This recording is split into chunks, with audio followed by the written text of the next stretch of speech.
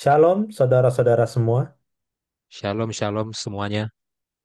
Puji Tuhan, kita masih bisa belajar sekolah Sabat bersama Impromptu, dan kita masuk di pelajaran ketiga dengan judul Peringatan Kasih Karunia.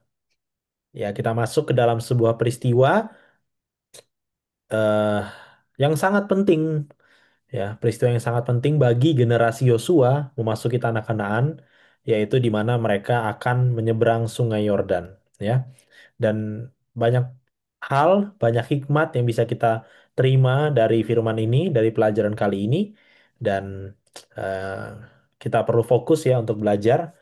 Dan untuk itu saya minta Mas Yansen untuk pimpin kita di dalam doa. Mari kita berdoa. Bapa di surga, terima kasih karena Engkau begitu baik. Engkau memberikan kepada kami kehidupan. Engkau memberikan kepada kami kesempatan untuk belajar.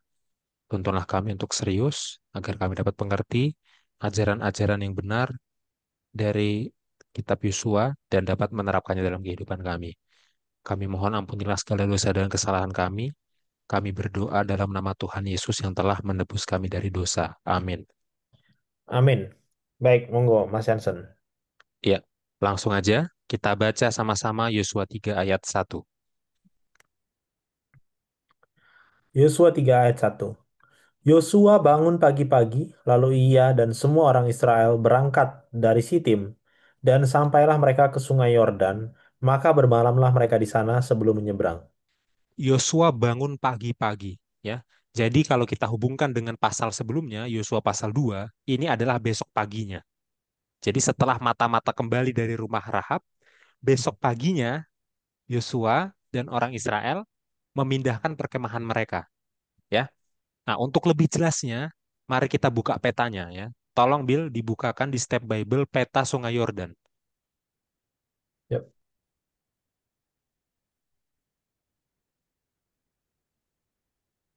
Ya, tolong di zoom ya Bill. Perhatikan di situ, di lingkaran merah itu ada Sungai Yordan ya, dan kita berbicara lebih ke sisi selatannya Sungai Yordan ya. Di situ di sebelah timurnya ada Abel Shittim atau Shittim, oke?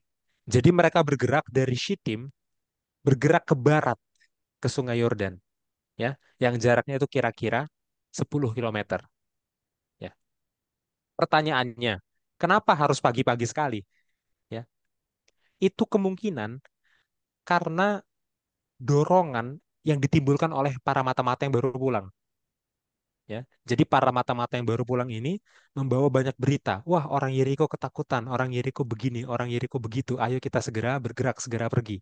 Akhirnya terbakarlah semangatnya mereka, orang Israel, dan mereka benar-benar pergi langsung pagi-pagi itu juga. Ya, jadi ceritanya menyambung dari cerita sebelumnya. Oke, sekarang mari kita baca bahasa Ibraninya, Bil. Tolong ditampilkan. Vayaskem Yehoshua, maka bangunlah Yehoshua baboker pada pagi hari.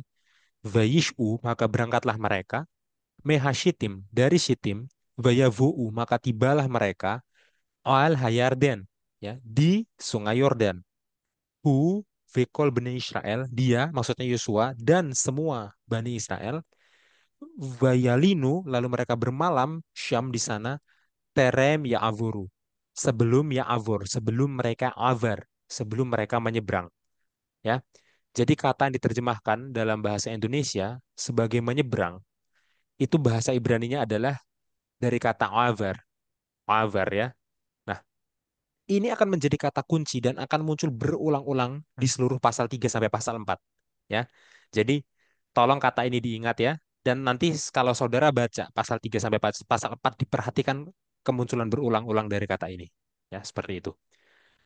Oke, kita lanjutkan Bill Yosua 3 ayat 2 sampai 4.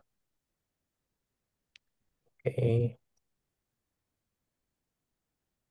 Setelah lewat 3 hari, para pengatur pasukan menjalani seluruh perkemahan dan memberi perintah kepada bangsa itu. Katanya, segera sesudah kamu melihat tabut perjanjian Tuhan Allahmu yang diangkat para imam yang memang suku Lewi, maka kamu harus juga berangkat dari tempatmu dan mengikutinya. Hanya antara kamu dan tabut itu harus ada jarak kira-kira 2000 hasta panjangnya. Janganlah mendekatinya. Maksudnya, supaya kamu mengetahui jalan yang harus kamu tempuh, sebab jalan itu belum pernah kamu lalui dahulu. Perhatikan di situ ada penyebutan tabut perjanjian ya. Kita bahas tentang tabut perjanjian. Ini adalah pertama kalinya tabut perjanjian disebutkan di kitab Yosua. Oke? Apa pelajaran rohaninya? Pelajaran rohaninya adalah orang Israel ini, mereka menyeberang Sungai Yordan itu bukan dengan cara mereka sendiri, bukan dengan waktu mereka sendiri. Mereka menaklukkan Kanaan itu harus ikut caranya Tuhan, ikut waktunya Tuhan, ya. Karena tabut perjanjian itu adalah lambang kehadiran Tuhan kan? Tabut perjanjian itu adalah footstoolnya, tumpuan kakinya Tuhan, gitu. Ya, kita sudah belajar di pelajaran triwulan lalu, kitab Keluaran, Keluaran 25 ayat 22 dikatakan apa? Tuhan itu hadir bertahta di atas kerub yang menutupi tabut perjanjian. Ya, itulah yang disebut sebagai Shekinah ya kan. Maka kalau mereka berjalan menyeberang Sungai Yordan memasuki Kanaan mengikuti tabut perjanjian, artinya mereka berjalan mengikuti hadirat Tuhan. Ya, pelajaran rohaninya adalah mau menyeberang Sungai Yordan mau masuk Kanaan, ikut caranya Tuhan, ikut waktunya Tuhan. Ya, seperti itu ya. Lanjut Bill, ayat 5-nya. Berkatalah Yosua kepada bangsa itu, kuduskanlah dirimu, sebab besok Tuhan akan melakukan perbuatan yang ajaib di antara kamu. Ya, ini ya, inilah yang unik dari cerita ini ya. Ini kan kita berbicara tentang penaklukan Kanaan.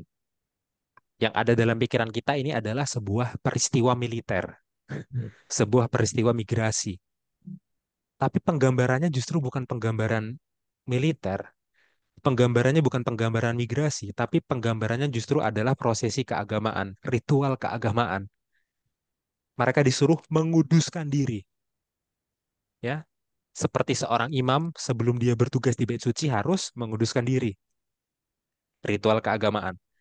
Seperti juga waktu bangsa Israel ya mau menerima hadirat Tuhan di Gunung Sinai. Mereka juga menyucikan diri, ritual keagamaan. Ya, itu kita sudah pelajari triwulan lalu di Keluaran 19. Oke. Dan kalau teman-teman ingat ya, di Keluaran 19 itu ya, mereka harus mencuci pakaian. Kemudian mereka tidak boleh berhubungan seksual gitu ya. Jadi mereka harus benar-benar apa tahir gitu. Nah, kenapa dalam peristiwa militer seperti ini penggambarannya malah penggambaran ritual agama ya? Karena sebelum Allah berperang untuk Israel secara militer ya, mereka harus menunjukkan kesetiaannya dulu kepada Tuhan. Mereka harus menguduskan diri terlebih dahulu. Mereka harus menunjukkan kalau mereka percaya kepada Tuhan terlebih dahulu. Ya, dan yang lebih dalamnya lagi, apapun yang mereka lakukan sebenarnya itu memang adalah hal rohani.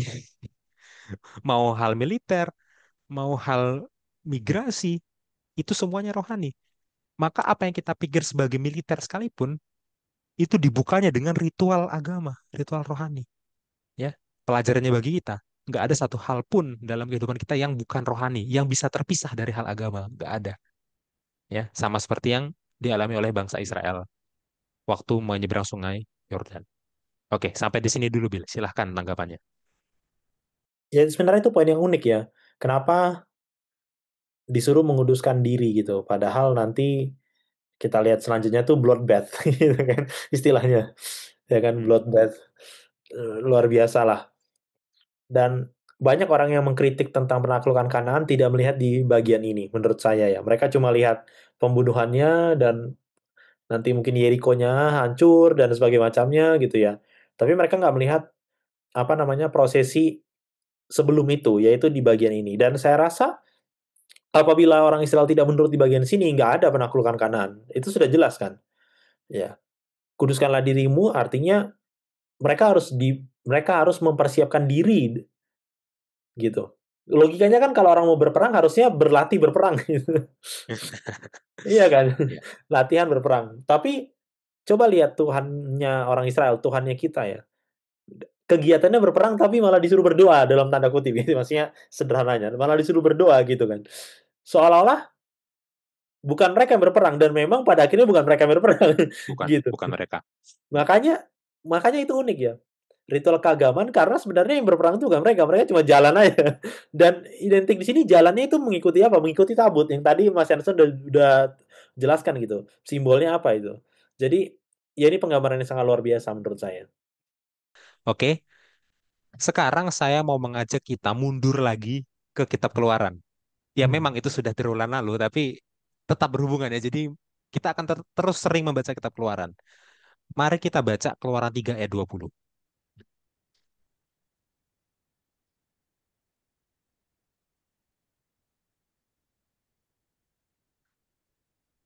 Tetapi aku akan mengacungkan tanganku dan memukul Mesir dengan segala perbuatan yang ajaib, yang akan kulakukan di tengah-tengahnya. Sesudah itu ia akan membiarkan kamu pergi. Oke, sekarang bahasa Ibraninya, Bil. Oke.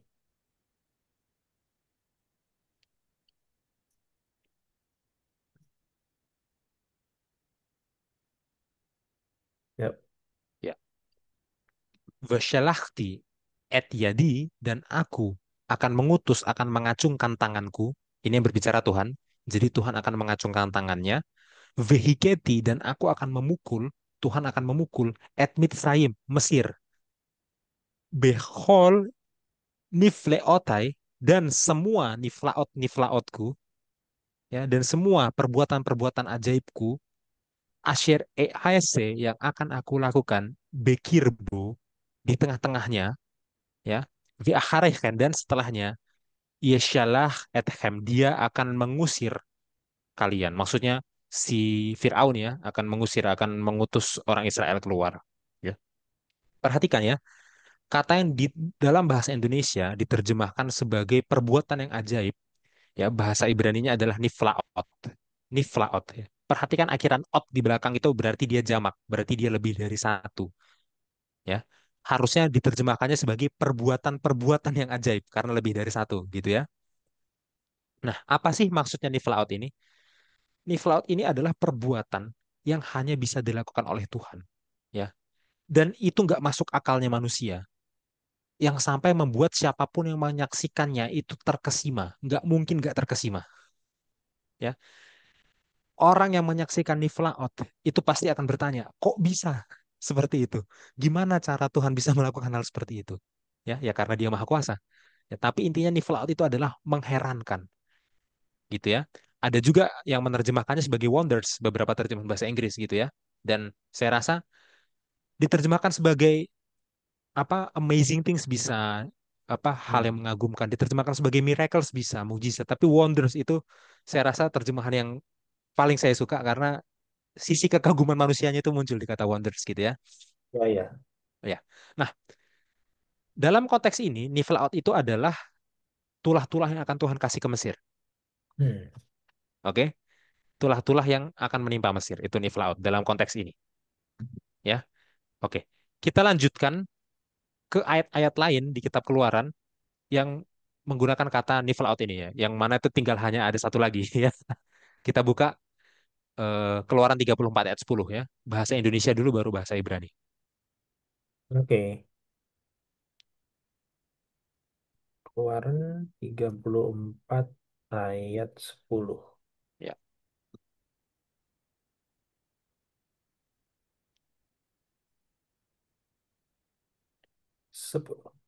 Firman-Nya, sungguh aku mengadakan suatu perjanjian. Di depan seluruh bangsamu ini akan kulakukan perbuatan-perbuatan yang ajaib, seperti yang belum pernah dijadikan di seluruh bumi di antara segala bangsa. Seluruh bangsa yang di tengah-tengahnya engkau diam akan melihat perbuatan Tuhan, sebab apa yang akan kulakukan dengan engkau sungguh-sungguh dahsyat. ya. Tolong tampilkan bahasa Ibraninya, Bil. Oke, 3, 4. Ya, Ya, oke. oke. Vayomer, berkatalah dia, maksudnya Tuhan yang berkata ya. Hine, lihatlah, anohi koret berit. Aku memotong, menetapkan berit perjanjian, neget kol ameha, ya, di hadapan seluruh bangsamu. EASC niflaot, aku akan membuat perbuatan-perbuatan yang ajaib, niflaot, ya. Dalam konteks ini bahasa Indonesianya juga sudah jamak, ya, sudah lebih Iya. baik, ya.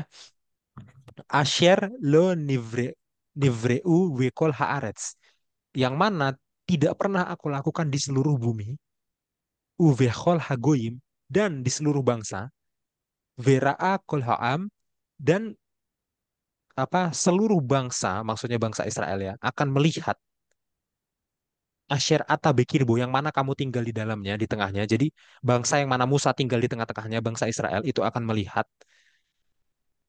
et maase Adonai, perbuatan-perbuatan Tuhan.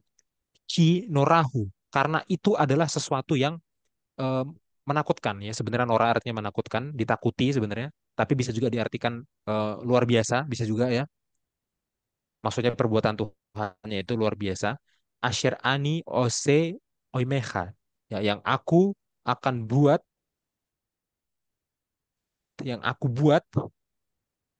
dengan kamu, ya. Lagi-lagi muncul kata yang sama, ya. Kalau di sini konteksnya itu adalah perbuatan ajaib, perbuatan baik Tuhan secara umum ke bangsa Israel, nggak spesifik bicara tentang tulah lagi, ya. Jadi apapun kebaikan Tuhan, apapun keajaiban Tuhan kepada bangsa Israel, itulah niflaut yang disebutkan di sini.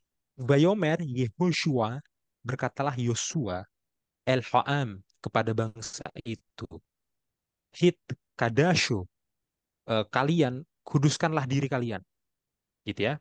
Himahar, karena besok Yaase Adonai, Tuhan akan membuat Bekir Behem di tengah-tengah kalian niflaot, perbuatan ajaib, niflaot, ya, harus sejamak ya sekali lagi ya.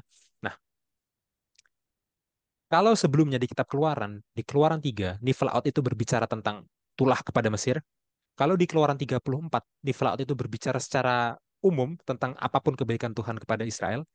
Sekarang di Yosua 3 niflaot itu adalah keajaiban Tuhan dalam konteks pengusiran Kanaan, gitu ya. Nah, jadi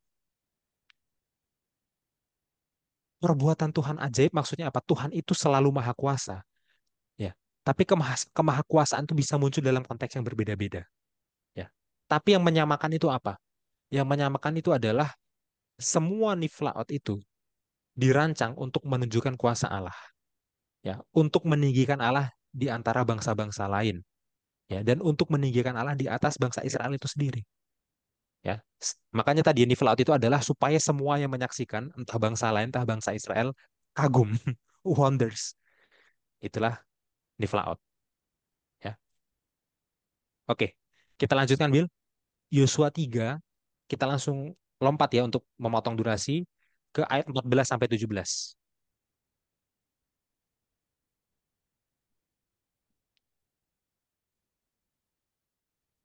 14, 17. Ketika bangsa itu berangkat dari tempat perkemahan mereka untuk menyeberangi Sungai Yordan, para imam pengangkat tabut perjanjian itu berjalan di depan bangsa itu. Segera sesudah para pengangkat tabut itu sampai ke Sungai Yordan, dan para imam pengangkat tabut itu mencelupkan kakinya ke dalam air di tepi sungai itu, Sungai Yordan itu sebak sampai meluap sepanjang tepinya selama musim menuai. Maka berhentilah air itu mengalir. Air yang turun dari hulu melonjak menjadi bendungan. Jauh sekali di dekat Adam, kota yang terletak di sebelah Sartan. Sedang air yang turun ke Laut Araba itu, yakni Laut Asin, terputus sama sekali. Lalu menyeberanglah bangsa itu di tentangan Yeriko. Tetapi para imam pengangkat tabut perjanjian Tuhan itu tetap berdiri di tanah yang kering, di tengah-tengah sungai Yordan. Sedang seluruh bangsa Israel menyeberang di tanah yang kering, sampai seluruh bangsa itu selesai menyeberangi sungai Yordan. Ya, akhirnya mereka menyeberang Sungai Yordan. Ya, dan perhatikan cara mereka menyeberang Sungai Yordan. Air Sungai Yordan berhenti. Hmm. Tuhan membelah Sungai Yordan. Ya, ini langsung mengingatkan kita ke kitab Keluaran lagi kan? Di kitab Keluaran Tuhan membelah laut Teberau, Hmm. ya kan? Seperti dulu waktu mereka keluar dari Mesir, Tuhan membelah laut Teberau. Sekarang waktu mereka masuk ke tanah perjanjian, Tuhan membelah Sungai Yordan, ya. Seperti waktu kitab Keluaran, terjadi niflaot, sekarang terjadi lagi niflaot, ya. Jadi ini sebenarnya adalah eh, apa istilahnya laut Teberau Jilid 2. Kita bisa bilang seperti itu, ya. Oke, sampai di sini dulu. Silahkan tanggapannya, Bill. Baik, makasih Mas Jansen. Eee, tadi saya sempat searching gitu ya, foto-foto Sungai Yordan yang sekarang tentunya. Menurutmu ada pergeseran nggak, kedalaman, lebar gitu, Sungai Yordan dari yang zaman Yosua? eh Menurutku nggak ada sih, nggak ada pergeseran yang besar banget ya. Tapi yang Mhm, namanya sebuah apa ya, sebuah bentang alam, entah sungai atau yang lainnya ya, dalam waktu ribuan tahun ya pasti ada perubahan-perubahan ini ya kecil ya. iya Tapi iya secara yang signifikan drastis harusnya nggak ada sih. iya, dan itu lumayan lebar loh. Itu Mm-mm. lumayan lebar dan lumayan dalam juga sungainya itu. Walaupun beberapa orang dibaptis gitu kan, tapi itu nggak di bagian semua sungai juga, itu cuma di ujungnya aja. Dan apa namanya, menurutku tadi ya, sebutannya itu ya, Laut Teberau Jilid 2 ya. Dan itu luar biasa sekali karena kan ini generasi baru gitu kan. Ini Ya. generasi baru yang lewat dan bukan cuma ini yang generasi baru bagi bangsa Israel, tapi bisa jadi ini generasi baru bagi bangsa Kanaan juga. Hmm. Nah, ini ada satu kutipan saya akan kasih, bagi kita gitu ya. Oke, ini dari The Story of Redemption halaman 176 sampai 178. Ketika semua orang Amori dan raja-raja orang Kanaan mendengar bahwa Tuhan telah menahan air sungai Yordan di hadapan Israel, hati mereka meleleh karena ketakutan. Orang Israel telah membunuh dua raja Moab dan menyerang ajaib, dan penyeberangan ajaib mereka melintasi sungai Yordan yang meluap dan deras, membuat mereka diliputi ketakutan yang luar biasa. Lihat ya komentarnya Ellen White, meluap dan deras gitu kan. Yosua kemudian menyunat semua orang yang lahir di padang gurun. Setelah upacara ini, mereka merayakan Paskah di dataran Yeriko. Ini di pasal selanjutnya Lima, sebenarnya. Di pasal 5. pasal 5 itu Ya. pembahasan kita sahabat depan, tapi nggak semuanya mungkin. Sahabat depan itu dia langsung loncat ke ayat berapa, belasan gitu ya. Nanti kita lihat. Tapi ini kejadiannya ada di pasal 5 kalau saudara mau baca ya. Berfirmanlah Tuhan kepada Yosua, pada hari ini aku telah menggulingkan aib Mesir daripadamu. Bangsa-bangsa kafir telah mencela Tuhan dan umatnya karena orang Ibrani tidak memiliki tanah Kanaan yang mereka harapkan akan mereka warisi segera setelah meninggalkan Mesir. Musuh-musuh mereka telah menang karena mereka telah begitu lama mengembara di padang gurun. Dan mereka dengan sombong meninggikan diri melawan Tuhan. Menyatakan bahwa dia tidak mampu memimpin mereka ke tanah Kanaan. Mereka kini telah menyeberangi sungai Yordan di tanah kering, dan musuh-musuh mereka tidak dapat lagi mencela mereka. Mana terus turun sampai saat itu. Tetapi ketika orang Israel hendak menduduki Kanaan dan memakan hasil tanah itu, mereka tidak lagi membutuhkannya, dan manapun berhenti. Jadi coba lihat uh, detail emosinya orang Kanaan ya. Karena kegagalan mereka setelah menolak laporan 12 pengintai yang sebelumnya, mereka kalah perang yang Tuhan tidak menyertai mereka gitu ya. Dan sekarang orang Kanaan merasa mereka menang gitu. Nah, tetapi setelah peristiwa ini, orang Kanaan ingat kembali mungkin boleh saya bilang ya, dengan peristiwa di Mesir, gitu kan. Yang mereka melewati Laut Teberau untuk meninggalkan Mesir, gitu. Sehingga kalau dibilang, oh iya ini untuk orang Israel generasi padang gurun, supaya mereka tahu bahwa Tuhan yang mereka sembah itu adalah Tuhan yang luar biasa. Sama seperti mereka menyeberang, leluhur mereka, orang tua mereka menyeberangi Laut Teberau, sekarang mereka menyeberang Sungai Jordan. Nah, mungkin bagi orang Kanaan mereka lupa gitu. Dan makanya emosinya tadi kan itu. Wah, ini mereka udah kalah, mereka udah mengembara padang gurun bertahun-tahun. Gak mungkin lah. Bisa jadi kayak magicnya udah hilang. Udah nggak bisa lagi kayak dulu. Tapi sekarang bisa lagi. Jadi ketakutan yang dulu mungkin sempat hilang oleh karena kekalahan dan oleh karena lama waktunya gitu ya. Sekarang muncul lagi gitu. Dan ya saya Saya berandai-andai gitu ya, bagaimana dengan Rahab yang mendengar ini? Hmm. Karena peristiwa yang lalu kan Rahab udah takut, padahal Sungai Yordannya belum Ya. ada gitu. Sekarang Sungai Yordannya terbelah, bagaimana? Mungkin Rahab bilang, "Wah bener gua kemarin bantu mereka." Ternyata belum hilang magicnya, belum hilang penyertaan Tuhannya gitu kan. Apa, niflaotnya belum hilang gitu loh, masih ada. Dan ini luar biasa sekali. Mungkin itu Mas Hansen kalau dari saya. Iya. Ya, mungkin untuk bisa lebih mudah membayangkannya, kita buka lagi petanya, Bill. Nah, oke. Boleh, boleh, boleh. Ya, ya. Ya, eh, perhatikan deskripsi yang di ayat 16 bahwa air Sungai Yordan itu berhenti mengalir dari hulu. Hulunya ada di mana? Hulunya itu ada di dekat Adam, kota Mm-mm. di sebelah kota Sartan. Aliran air ke Laut Araba, Laut Asin terputus sama sekali. Ya, jadi kalau kita lihat ya, dia ini terputusnya dari ujung ke ujung, Mm-mm. gitu ya. Hulunya, hulunya itu ada di utara, oke? Hulunya ada di utara. Nah, airnya itu sama sekali nggak mengalir ke Laut Asin. Laut Asin itu yang di selatan, Dead Sea Ya itu Laut ini. Asin, ya. Jadi di utara itu airnya tiba-tiba membentuk bendungan. Jadi dari Ashtaroth Iya. sampai Gilgal, sampai Abel Shittim, sampai di sekitar Yeriko, sampai terus ke Laut Asin, Dead Sea itu nggak ada air sama sekali. Jadi bukan hanya satu satu blok kecil Iya. apa terbelahnya, tapi dari hulunya itu udah terbelah gitu. Nah, jadi sebenarnya kemungkinan di situ yang heboh bukan cuma satu city state, bukan cuma satu kerajaan, tapi semua kerajaan yang ada di sepanjang sungai itu heboh karena dari ujung hulu itu udah berhenti Iya. aliran airnya, udah membendung di sana, ya. Dan ya, selain tadi kita bisa lihat di peta betapa besarnya Sungai Yordan ini, kita juga bisa bayangkan selain dia besar, dia dari hulu dan itu ya, siapa orang yang nggak gemetar dan nggak kagum itu melihat hal seperti Iya. itu, ya. Iya. Jadi ini gunanya peta ada di Alkitab ya, saudara-saudara ya. Jadi kalau kita pikir kenapa sih di belakang Alkitab ada peta gitu, ya ini sebenarnya gunanya supaya kita bisa masuk secara lebih akurat ke dunia Alkitab pada saat masa itu ditulis. Ya, seperti itu ya. Dan ini memang jelas ya, yang disebut niflaot itu ya seperti ini. Mm-mm. Seperti itu. Mm. Ada lagi tanggapan, Bill? Tidak, kita lanjut.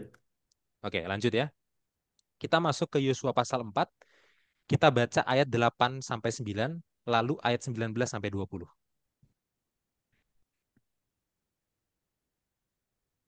Oke, sebentar.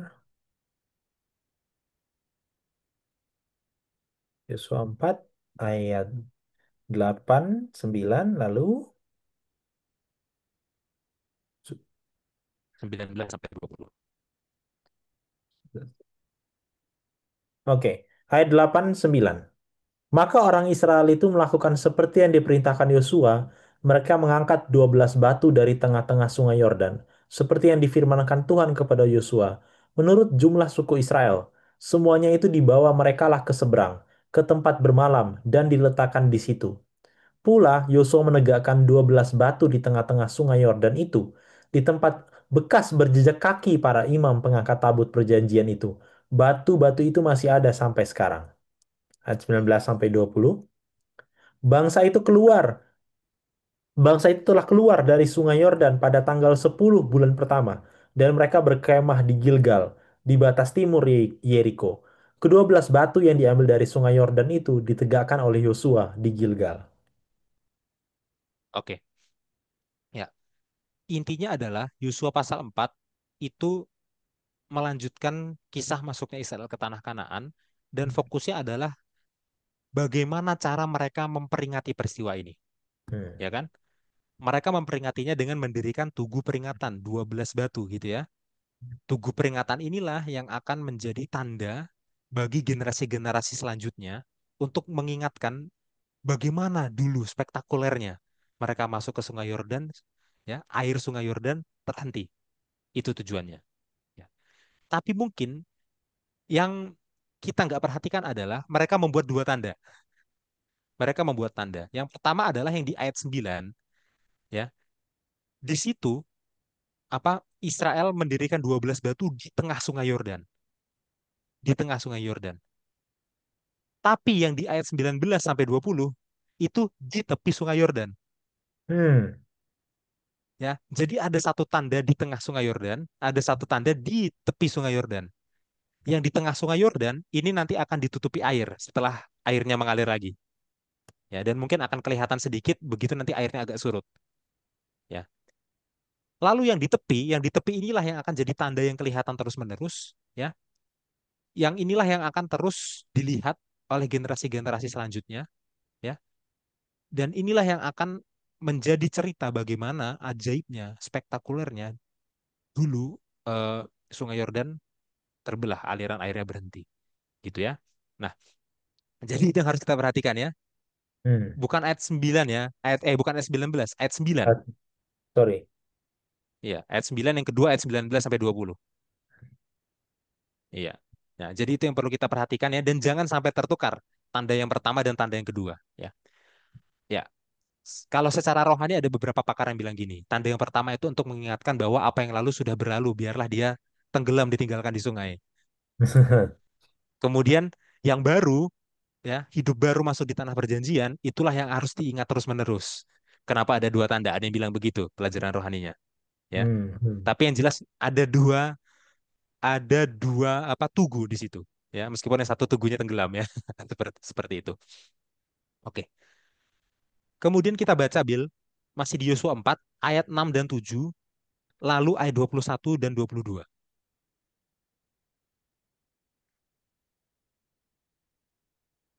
6:7. Supaya ini menjadi tanda di tengah-tengah kamu jika anak-anakmu bertanya di kemudian hari, apakah artinya batu-batu ini bagi kamu? Maka haruslah kamu katakan kepada mereka bahwa air sungai Yordan terputus di depan tabut perjanjian Tuhan. Ketika tabut itu menyeberangi sungai Yordan, air sungai Yordan itu terputus. Sebab itu, batu-batu ini akan menjadi tanda peringatan bagi orang Israel untuk selama-lamanya. Dan berkatalah ia kepada orang Israel, demikianlah. Apabila di kemudian hari anak-anakmu bertanya kepada ayahnya, apakah arti batu-batu ini? Maka haruslah kamu beritahukan kepada anak-anakmu begini. Israel telah menyeberangi sungai Yordan ini di tanah yang kering. Ya, perhatikan ya, baik di ayat 6 dan 7 maupun di ayat 21 dan 22, ya. Eh, cara mereka mengingat peristiwa penyeberangan Sungai Yordan itu adalah dengan pola anak bertanya, orang tuanya menjawab, ya. Pola tanya jawab antara anak dan orang tua, ya. Jadi yang ditujukan dengan batu peringatan tadi sepertinya adalah nanti anak-anaknya akan dibawa untuk melihat batu itu, terus anaknya akan tanya, "Kenapa ada batu ini di sini?" Iya, batu ini untuk memperingati kalau dulu begini loh, kami menyeberang Sungai Yordan dan Sungai Yordannya terbelah, airnya berhenti dari hulu dan seterusnya dan seterusnya, ya. Dan keluarga-keluarga Israel ini harus menceritakan kisah tersebut berulang-ulang selama bertahun-tahun, ya, sampai istilah bahasa Jawanya itu ngelotok, sampai di luar kepala kisah itu, ya. Dan ini adalah pola pendidikannya. Pola pendidikannya adalah semua orang harus belajar apa yang terjadi, semua orang harus belajar apa maknanya, dan bukan hanya orang dewasa, anak-anak pun harus tahu, ya. Dan inilah memang cara yang harus diterapkan juga di keluarga-keluarga Kristen saat ini ya.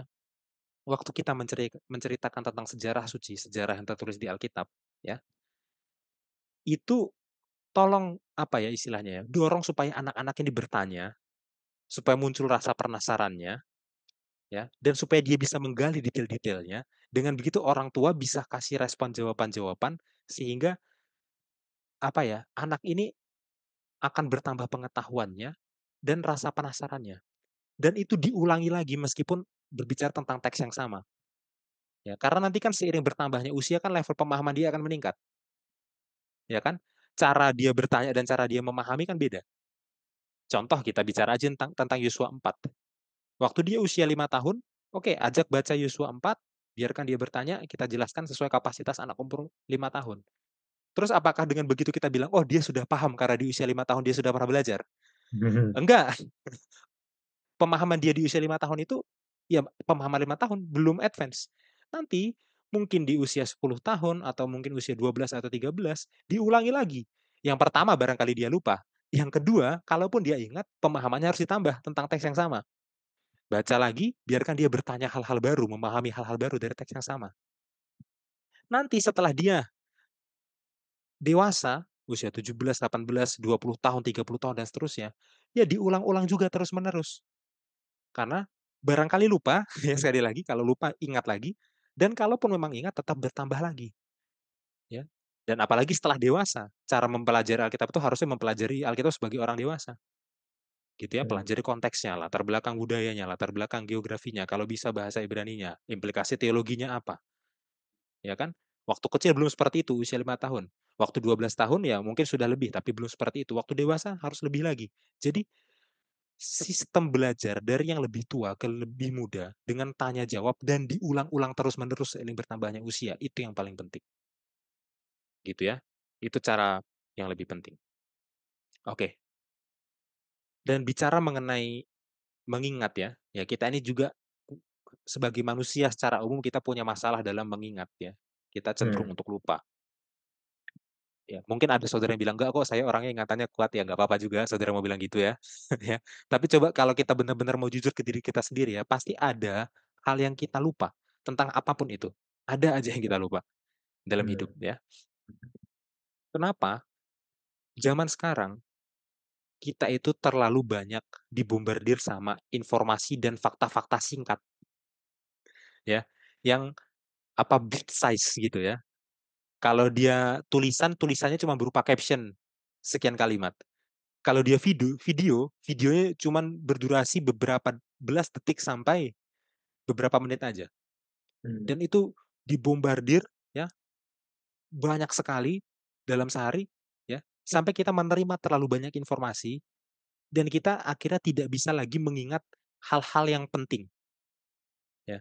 Bayangin karena setiap detik muncul baru, muncul baru, muncul baru. Jadi sesuatu itu hanya lewat, hanya numpang lewat. Itu yang pertama, karena bombardir informasi yang terlalu banyak di media modern ini. Ya. Yang kedua adalah sekarang kita itu dituntut untuk mengerjakan segala sesuatu secara mendesak. Maksudnya mendesak itu apa? Segala sesuatu itu harus fast respon. Hmm. Semua chat, semua telepon, semua email itu harus fast respon. Oke, jadi informasi yang kita olah di pikiran kita itu semuanya adalah berkaitan dengan apa yang sekarang dan begitu itu lewat ya lewat. Kenapa? Karena kita harus respon cepat ke hal selanjutnya lagi, respon cepat ke hal selanjutnya lagi, tanpa ada waktu untuk merefleksikan dan merenungkan, gitu ya. Nah, kombinasi dari informasi yang terlalu banyak membombardir kita di media dengan kecenderungan kita untuk apa ya, terus fast respon gitu ya, secara chat, secara telepon, secara eh, email dan lain sebagainya, ya, membuat pikiran kita itu seperti ada kabutnya, ya, seperti berantakan, dan kita nggak punya waktu untuk merefleksikan hal-hal yang jangka panjang. Ya, ingatan kita tentang hal-hal jangka panjang, ya itu agak kurang jadinya, apalagi hal-hal sejarah gitu. Nah, sekarang kita belajar dari kisahnya Yosua, ya. Apa yang bisa kita aplikasikan bagi zaman kita? Yang sekarang keadaannya seperti ini, ya. Yosua mendirikan 12 batu di Gilgal ya. Itu seperti yang tadi kita udah pelajari supaya generasi selanjutnya itu bisa mengingat apa yang terjadi di situ sebagai tanda gitu kan, ya. Jadi Yosua tidak mau bangsa Israel melupakan Niflaot tadi itu, tidak mau, ya. Tuhan sudah membelah Sungai Yordan, Tuhan sudah menghentikan aliran Sungai Yordan. Ya generasi selanjutnya harus ingat. Dengan mereka mengingat peristiwa itu, mereka mengingat kalau Tuhan itu memang maha dahsyat, maha kuasa, dan mereka akan semakin takut akan Tuhan. Gitu ya.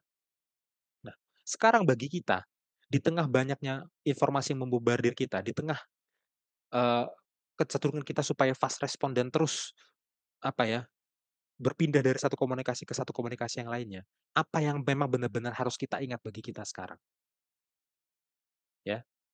Fakta yang di tengah banyaknya fakta big size yang masuk ke kita, itu yang fakta yang ini nggak boleh hilang dari kepala kita dan dari hati kita. Apa itu? Ya. Nah, tolong kita buka Lukas 22 ayat 19.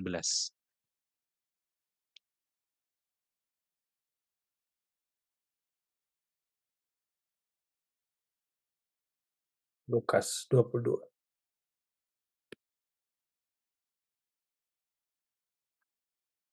19. Lalu ia mengambil roti, mengucap syukur, memecah-mecahkannya dan memberikannya kepada mereka. Katanya, inilah tubuhku yang diserahkan bagimu, perbuatlah ini menjadi peringatan akan aku. Ya, ya perhatikan di sini ya. Hal yang paling penting untuk kita ingat, tidak lain tidak bukan adalah kematian Yesus untuk menebus dosa. Itu nggak boleh kita lupakan dari pikiran kita. Ya, salib itu adalah peristiwa paling penting dalam sejarah alam semesta ini. Ya, itulah titik balik sejarah. Keselamatan manusia itu terjadi karena peristiwa sejarah Tuhan Yesus disalib. Ya, seperti eh, bangsa Israel melewati Laut Merah, Laut Teberau ya, untuk lepas dari perbudakan Mesir. Kematian Yesus melepaskan kita dari perbudakan dosa. Seperti bangsa Israel melewati Sungai Yordan untuk masuk ke tanah Kanaan. Kematian Yesus itu yang memasukkan kita ke tanah perjanjian surgawi. Hmm. Kematian Yesuslah laut teberau kita. Kematian Yesuslah sungai Yordan kita. Itu harus kita ingat. Ya, perhatikan Yesus bilang apa? Inilah tubuhku yang diserahkan bagi kamu. Yesus menyerahkan tubuhnya dengan sukarela. Ya, perbuatlah ini menjadi peringatan akan aku. Yesus berusaha, bersusah payah supaya murid-muridnya itu ingat akan kematiannya. Ya, murid-muridnya harus memperbuat ini. Apa yang murid-muridnya harus perbuat? Memecah-mecahkan roti. Artinya apa? Perjamuan kudus. Ya, inilah awal mulanya pelembagaan perjamuan kudus kan. Yesus sendiri yang menginstitusikan ritual perjamuan kudus kan. Tujuannya apa? Untuk pengingat supaya kita nggak lupa kalau dia itu sudah mati menebus dosa kita. Ya. Jadi waktu kita mengikuti perjamuan kudus kita itu pause sejenak dari semua informasi di media yang memborbardi kita, dari semua kesibukan apa yang menuntut kita untuk fast respon, kita berhenti sejenak, fokus dulu ya. Ingat roti itu melambangkan tubuhnya, artinya tubuhnya itu sudah hancur. Ingat baik-baik peristiwa itu dalam pikiran dan hati kita. Makanya sangat disayangkan kalau waktu momen peringatan ini masih ada orang yang main HP. Itu sangat disayangkan. Masih ada orang yang balas-balas WA. Lagi perjuangan kudus main HP dan balas WA. Ya kan? Kita itu sepanjang hidup kita isinya itu sudah dipenuhi dengan postingan pendek dan video pendek yang memperbarui pikiran kita, yang isinya cuma chat-chat pendek yang terus-menerus harus kita balas. Sekarang kita harus berhenti, ingat dulu ini. Pikirannya jangan disibukkan terus, ingat dulu ini. Masih main HP. Mhm. Itulah kenapa meskipun kita tahu Yesus mati, kita nggak pernah benar-benar ingat dalam keseharian kita. Karena kita nggak pernah punya waktu untuk paus merenungkannya. Padahal udah dibikin tanda fisiknya. Roti itu kan tanda fisik. Seperti batu roti itu kan. Hmm. Tanda fisik roti. Kita ngelihat rotinya rotinya dikasih kan, kita kita lihat simbol fisiknya. Ya. Oke, lanjut. 1 Korintus 11 ayat 24 sampai 26. Tolong ditampilkan, Biar.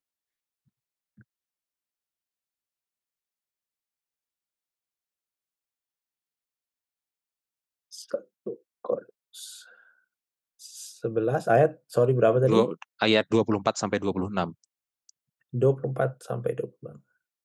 Dan sesudah itu ia mengucap syukur atasnya, ia mecahkannya dan berkata, inilah tubuhku yang diserahkan bagi kamu, perbuatlah ini akan peringatan akan aku. Demikian juga ia mengambil cawan sesudah makan lalu berkata, cawan ini adalah perjamuan baru yang dimeteraikan oleh darahku. Perbuatlah ini setiap kali kamu meminumnya menjadi peringatan akan aku. Sebab setiap kali kamu makan roti dan minum cawan ini, kamu memberitakan kematian Tuhan sampai ia datang. Ya. Sekarang Rasul Paulus dalam suratnya ke jemaat Korintus.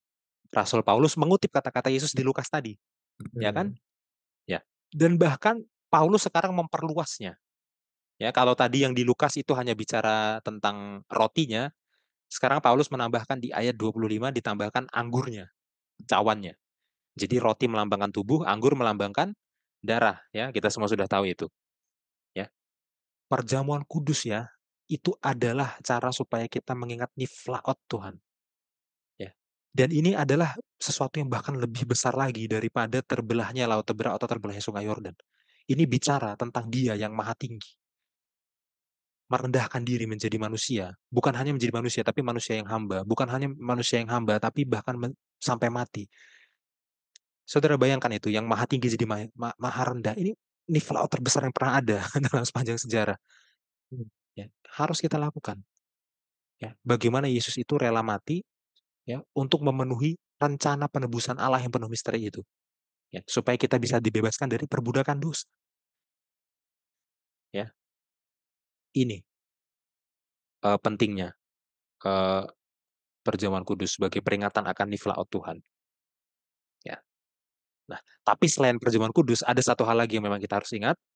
Ya, ini mungkin bisa kita tambahkan juga dalam aplikasinya bahwa kita juga harus mengingat niflaot Tuhan dalam sejarah pribadi kehidupan kita. Itu juga harus kita ingat ya. Hmm. Maksudnya apa? Kejadian-kejadian yang menjadi titik balik kehidupan kita itu harus kita ingat-ingat terus. Ya. Mungkin bagaimana awal kita bisa beriman kepada Kristus, terus kita ingat. Mungkin bagaimana dia menuntut kita untuk mengambil keputusan-keputusan baik kecil, baik besar dalam hidup kita, itu harus kita ingat. Ya, bagaimana dia melindungi kita dari bahaya fisik ya. Mungkin kita pernah hampir kecelakaan atau bagaimana. Kemudian entah bagaimana kita selamat. Ingat hal-hal seperti itu. Bagaimana Tuhan menyembuhkan kita dari sakit. Ingat hal-hal seperti itu. Waktu kita depresi, zaman sekarang lagi marak tentang mental health gitu ya.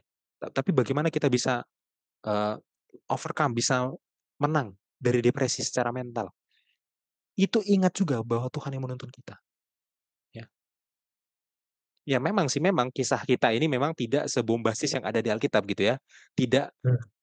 tidak ter, tidak termasuk di dalamnya itu ada mujizat yang sebesar laut Teberau terbelah atau sungai Yordan terbelah gitu. Tapi bagaimanapun itu tetap mujizat ya. Dan yang uniknya adalah itu benar-benar kisah kita secara pribadi yang hanya kita yang mengalaminya dan orang lain enggak. Itu harus diingat. Ya, dan di sini aku memang ya saya sering gagal ya gitu ya. Jadi begitu ada hal-hal baru, tantangan-tantangan baru dalam hidup gitu ya, sering terasa mudah putus asa. Kenapa? Karena lupa dalam tantangan-tantangan hidup yang dulu sebenarnya Tuhan sudah sertai dan Tuhan sudah tuntun ya. Jadi kalau kita mengingat semua yang Tuhan lakukan dalam sejarah hidup kita ya, harusnya kita juga yakin ke depannya Tuhan juga akan melakukan hal yang sama ya. Dan Tuhan yang sama yang dulu membuat Tiflaot pada zaman perjanjian lama, pada zamannya Musa, pada zamannya Yosua ya, Tuhan yang sama itu masih membuat Tiflaot juga sampai sekarang dalam kehidupan kita. Itu yang harus kita ingat juga ya. Ya. Tolong Bill tampilkan pelajaran hari Rabu paragraf 4. Di situ ada satu kutipan Ellen White yang baik sekali untuk kita baca.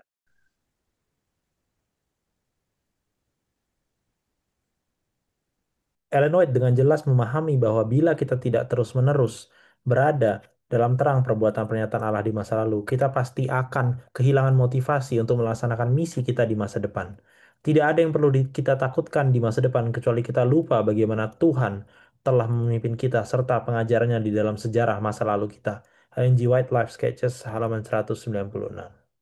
Ya, ini adalah kutipan yang cukup terkenal ya. Banyak orang memposting ini entah di statusnya atau instastory-nya ya. Tapi Hmm. semoga ini benar-benar kita terapkan.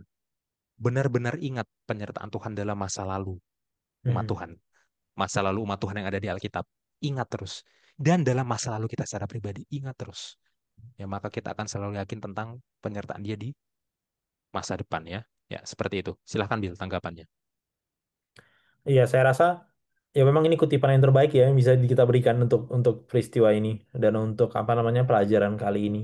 Dan apa namanya ya secara pribadi itu tantangan kita dan itu sebenarnya tantangan Tuhan Yesus juga kan waktu dia menjelma jadi manusia kan setan mencoba untuk membuat dia lupa tentang pernyataan Tuhan di masa lalu ya kan waktu dia diuji di padang gurun itu kita sudah pernah bahas tentang itu ujian setan dan ya Tuhan bisa overcome itu.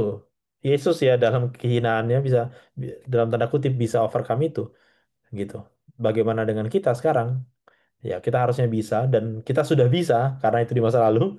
Jadi nggak perlu ada yang kita takutkan untuk masa depan. Saya rasa ini sudah sangat lengkap sekali. Iya, oke.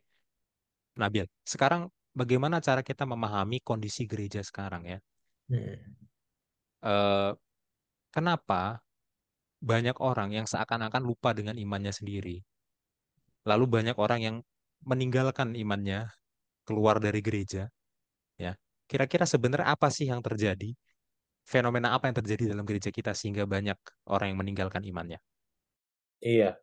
Eh, Sebenarnya dalam gereja kita itu ada istilahnya itu namanya adalah Nurture and Retention Studies ya. Jadi studi tentang apa namanya kita mengayomi jemaat, anggota dan juga studi tentang retention itu orang yang keluar gitu ya, orang yang keluar dari gereja. Dan memang studi ini tidak terlalu up to date, itu yang saya sayangkan ya. Tapi saya dulu pernah bawa satu PA tentang itu, tentang studi ini. Walaupun ini tahunnya studinya juga nggak 2025 gitu, tapi materinya ada. eh Ya dulu judul PA-nya itu saya bawakan Relationship Not Doctrines. Ini semuanya ada resources-nya di sini. Saya nggak akan tulis satu-satu ya. Nanti saudara bisa lihat sendiri. Dan kalau kita lihat ya, saudara-saudara semua, dari tahun 1965, dari mulai ASTR itu mencatat, ya kan, tentu gereja kita waktu awal berdiri nggak langsung ada statistiknya gitu. Jadi pencatatannya setelah itu gitu ya. Nah, sampai 2016 ini di grafik ini itu kumulatif losses kita tuh cukup tinggi ya. Sangat tinggi bahkan bisa saya katakan. Di angka 14 juta. Ini kumulatif ya. Jadi dia makin lama makin naik dan kalau kita lihat ascension dan losses itu memang benar ascension itu orang yang masuk, orang yang dibaptis gitu ya. Atau orang yang masuk ke keanggotaan, losses itu orang yang keluar. Memang ascension itu naik gitu, makin tinggi gitu. Tapi lossesnya juga naik gitu ya. Lossesnya juga naik. Di 2016 itu ada sempat penurunan di sini, ada sempat penurunan sedikit. Tapi tetap aja trennya naik gitu ya.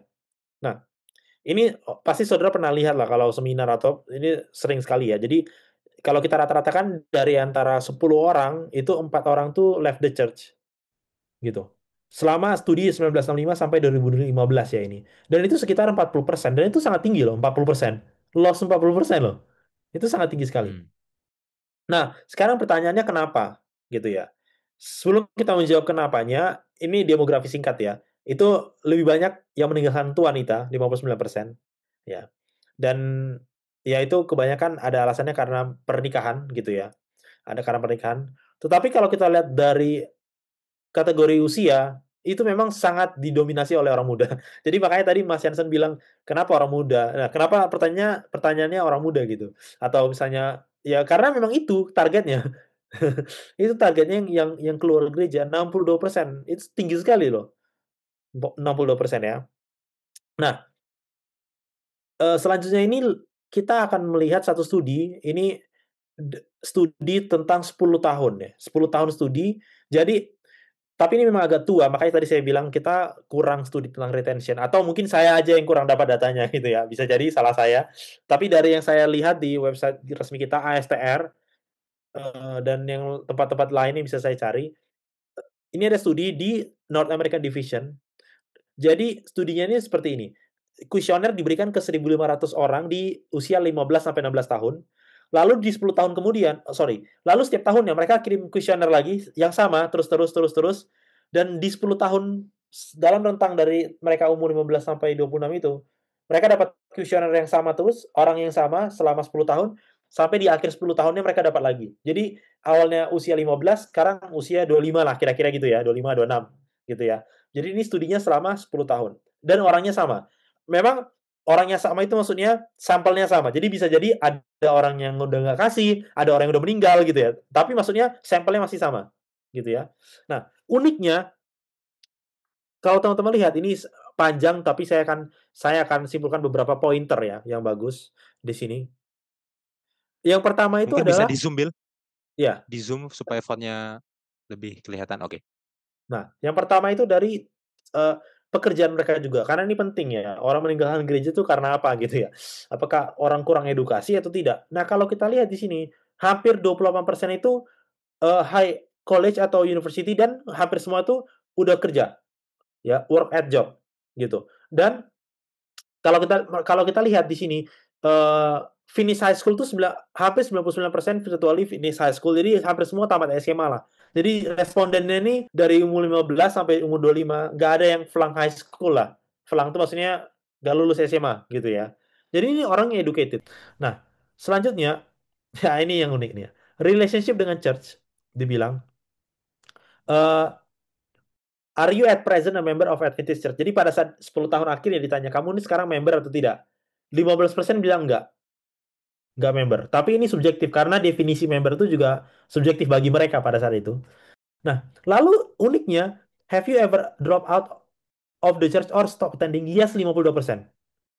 Jadi ada orang yang bilang dia itu anggota gereja, tapi 52% tuh bilang ada momen di mana dia pernah hiatus gitu, nggak datang gereja. Atau sama sekali berhenti. Jadi kan tuh unik ya. Jadi masih member tapi nggak gereja. Gitu loh. Hmm. Dan itu 52%, itu setengahnya loh. Tinggi banget kan? Hmm. Lebih. Iya, lebih malah, lebih dari setengahnya. Nah, Nah, ya. kalau kita lihat, kenapa apa yang mendasari itu kalau kita lihat ya? Attend church service regularly, 56% bilang yes. Attend church service regularly. Lalu attend Sabbath school regularly makin berkurang 32%. Jadi church in general 56%, Sabbath school 32. Ya, udah itu nggak, itu bukan sesuatu yang kaget. Nanti kagetnya nanti saya kasih tahu ini studi tahun berapa ya. 32% lah. Kita lihat ya sekarang ya. 35%, sorry. Itu rendah sekali. Lalu attend other meetings, prayer, youth, small group, KPA, bla bla bla. Makin kurang 25%. Ya kan? Lalu hold some type of church office, maksudnya masuk majelis atau tidak? 22%. Oke, itu wajar lah karena kan nggak mungkin semua orang masuk majelis gitu ya. Ya ini masih wajar lah. Serve one or more church committee. Ini komite mungkin ada apa namanya acara KKR atau apa gitu ya. Itu 13%. Lalu participate in share your faith activities dalam jangkauan keluar dan jangkauan ke dalam untuk keluar itu 21%. Lalu fungsi sosial gereja 43%. Lalu lihat perpuluhan reguler 44%. Perpuluhan loh, Hmm. perpuluhan 44%. Bayangin, 40%. Ya. Lalu persembahan 49%. Ya. Nah, kalau kita lihat bagaimana mereka memandang tentang doktrin. Hampir semua setuju. Sabat itu benar, second coming. Ya ini kan 5 pilar Adventist ya. State of the dead, ya kan 5S itu kan. Lalu sanctuary, sanctuary 62%, mulai ragu. Sanctuary 62%, ya kan. Terus Ellen White 73%, ya. Lalu Adventist as a True Church 69% yang setuju, ya. Nah, gaya hidup ya hampir semua nggak narkoba. 88% mereka bilang keep Sabat holy gitu ya, menguduskan hari Sabat. Lalu nggak alkohol 77% dan ya ini rock musik dan ya nanti saya kasih tahu ini tahun berapa. Makanya studinya sampai tanya rock music, dance, movie theater gitu ya. Nah, coba kita lihat yang ini yang bahaya. How important is religious faith in your life? 52% bilang very important. Jadi ditanya seberapa penting hidup agamamu itu dalam hidupmu? Cuma Hmm. setengah bilang itu penting. Quite important 30%. Quite important. Quite itu kan artinya Ya. kayak ya Agak penting-penting ya agak udah penting. agak penting gitu. Ya Ya. kadang-kadang penting kadang-kadang nggak agak penting lah. Agak penting 30%. Sisanya ya berarti sama sekali nggak penting atau kayak ya nggak penting-penting amat gitu kan. Jadi cuma bilang paling penting itu 52%. Ya. Dan kita lihat cara hidup religiousnya. Personal prayer itu daily ya, setiap hari day ini artinya daily. Itu cuma 59% yang berdoa setiap hari. Berdoa loh. Berdoa setiap hari. Bible study daily 13%. Jadi baca Alkitab 13%. Baca literatur mungkin Ellen G. White atau makalah atau apa gitu atau postingan Adventist Review mungkin atau apapun itu cuma 10%. Bahaya lagi, family worship cuma 12%. Artinya bukan cuma anak-anaknya ini. Orang tuanya juga nggak buat family worship, cuma 12% loh. Daily loh. Hmm. Bayangin. Daily. Bahkan, bahkan bukan cuma daily. Kalau kita angkat ke monthly, M itu 15%. Monthly 15%. Oke, kalau daily 12%, weekly 80% oke lah. Atau berapa gitu. Oke. Oke lah. Ini 15%. Luar biasa. Ya. Dan ya ini how likely is it that you will remain seven. Jadi kayak ditanya kira-kira kamu akan terus menjadi admin atau enggak? 61% bilang ya kayaknya definitely plan to gitu ya. Secara definitif mereka bilang iya, probably will 19%. Jadi nggak terlalu yakin juga. Nah, kalau kita lihat di sini ini ada unik ya sebelum saya akhiri. Di sini bilang influence paling besar dalam masalah spiritual itu siapa? Mereka bilang yang paling helpful tuh ibu. 80%. ayah itu cuma 62%. Ya, ini bagi para lelaki atau yang mau menjadi suami gitu ya. Lihat ya, 62% loh pengaruh ayah. Padahal kan imam di keluarga itu kan ayah kan. Iya. Jadi ini being helpful gitu ya. Lalu teacher di Adventist School kalau mereka sekolah di Advent itu 50%, pendeta cuma 56%, ya wajar lah karena pendeta kan mungkin sekali seminggu gitu ya. Teman Iya. 42%. Iya. Jadi hampir semua didominasi oleh orang tua gitu ya. Ibu. Tuanya tuh 80% ibu, 62% ayah. 80% aja sebenarnya cukup rendah menurut saya gitu ya. Hmm. Untuk bilang ibu tuh helpful. 12% bilang neutral gitu. Karena ini kumulatif ya. Father 62%. Ya. Eh ya kalau Mas yang tanya kenapa? Ini by angka ya. Ya by angkanya saya rasa nggak jauh beda dengan sekarang. Ya. Dan Hmm. yang saya lihat dan yang saya alami juga seperti itu. Ya. Dan ini sangat berbahaya. Nah, kenapa dia tarik ke keluarga? Karena ada hubungannya dengan pelajaran ini. Pelajaran ini kan tadi meneruskan ke generasi selanjutnya. Kalau orang tuanya itu tidak being helpful, tidak memberikan dorongan, tidak membantu anaknya, ya maka tidak aneh bagi anaknya bilang orang tadi spiritual family worship aja cuma 12% yang daily, bagaimana mungkin bisa helpful gitu kan? Hmm. Jadi itu nggak usah Hmm. kaget, nggak usah kaget anak-anak keluar gereja, karena family worshipnya 12%. Orang yang family worshipnya tinggi aja anak-anak bisa keluar gereja di pada saat mereka parubaya, apalagi yang nggak pernah. Gitu ya. Jadi ini pelajaran menurut saya secara statistik yang memukul kita, ya, saya sebagai orang muda juga yang yang nanti akan bertambah tua juga dan uniknya di pelajaran tadi ya, saya mengomentari sedikit yang Mas Hansan bilang. Tadi dibilang bahwa ayat yang sama saja, pemahaman kita bisa bertambah dari usia 5 dari usia 10 gitu kan, dari usia 12 sampai selanjutnya. Nah, pertanyaannya, berarti logikanya orang yang mengajar ayat yang sama, pemahamannya juga harus bertambah dong? Iya. Berarti kan orang Iya. tuanya juga harus bertambah. Nah, pertanyaannya orang tua bertambahnya bagaimana? Berarti orang tuanya harus belajar kan? Kalau anak diajari orang tua logikanya orang tuanya nggak mungkin diajarin neneknya lagi gitu kan. Nenek maksudnya orang tuanya lagi karena mungkin pisah Iya. rumah, udah punya keluarga sendiri, rumah beda. Oke lah. Berarti orang tuanya juga harus belajar terus tiap hari supaya anaknya juga bisa diajari terus tiap hari, bertambah terus. Kalau orang tuanya dalam momen hidupnya berhenti belajar, maka anaknya nanti ya nggak berhenti belajar juga, mungkin pemahamannya berhenti sampai yang untuk usia 5 tahun gitu. Setelah itu dia nggak tahu lagi, nggak bertambah gitu kan. Ya, jadi itulah yang bisa saya bagikan ya bagi kita, ini pukulan bagi kita dan ya mungkin juga pukulan bagi gereja kita ya, harusnya studi ini dilanjutkan lagi gitu ya, lebih dalam lagi Ya. atau Ini mungkin tahun kayak berapa, Bill? Bill belum bilang loh. 1995, Ya, 30 tahun lalu ya. ya cukup tua, cukup tua. Ya, tapi kalau kita lihat statistiknya sekarang, ini 2016 yang saya itu, nggak jauh beda, nggak jauh Hmm. beda. Bahkan di yang slide ini, personal Bible study itu setiap hari cuma 42%. Ini personal, bukan family, personal. Nggak jauh beda dengan tadi, baca Alkitab tiap hari itu cuma 52% kan yang tadi.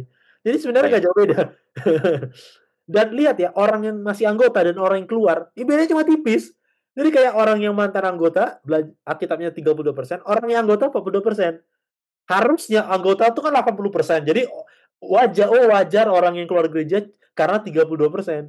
Karena mereka kurang belajar. Tapi ini enggak, orang yang keluar dan orang yang masih tinggal, enggak ada bedanya, enggak beda jauh. Berarti apa? Berarti orang yang tinggal ini bisa besar kemungkinan keluar karena kurang belajar Iya. Alkitab. Iya. Mungkin itu Mas Hansen yang bisa saya bagikan. Maaf agak panjang tapi ya ini menurut saya sangat penting ya. Mungkin itu. Iya. Iya. Saya rasa studi statistik seperti ini penting ya untuk benar-benar tahu secara real, bukan hanya katanya-katanya Iya, gitu ya. yang dari Tapi ini saya benar, lihat iya. Karena kalau yang kita lihat kan biasanya sampelnya itu cuman di gereja. jemaat lokal kita dan nggak benar-benar dihitung ya. Ini benar-benar dihitung. Ya, dan dua hal yang mau saya soroti. Pertama, sekolah Sabat ya. Tadi angka Iya, kehadirannya di tahun 95, angka kehadirannya adalah hanya 35% tadi kalau nggak salah ya. 25%. Nah, gimana gimana ya? Gimana kita bisa mengingat sejarah kita, sejarah suci, sejarah umat Tuhan di masa lalu, kalau yang belajar hanya 35%? Mhm. Berarti anggaplah ini nggak persis, tapi anggaplah yang belajar kitab Yosua itu hanya 35%. sejarah ini ya mereka masuk ke tanah Kanaan menyeberang Sungai Yordan ini hanya 35% jemaat yang belajar. Sisanya nanti datang pas udah mau khotbah. Iya. Ya wajar akan lebih mudah keluar karena mereka nggak mengingat nih outnya Tuhan tuh bagaimana. Mm. Itu. Yang kedua tadi pola apa yang Yosua coba tanamkan? Pola tanya jawab orang tua anak, ya kan? Iya. Tanya jawab orang tua anak. Nah, kalau worship keluarga, ibadah dari keluarga di rumah itu hanya 12%. 12% itu belum tentu semuanya tanya jawab loh. Iya, bisa jadi cuma lewat Bis, doang, baca lewat. ya, bisa jadi hanya baca, berdoa. Tapi asumsikanlah 12%-nya tanya jawab semua. Asumsikanlah begitu. Ya, berarti dari setiap 10 keluarga Advent, hanya satu keluarga yang melakukan tanya jawab ke anaknya.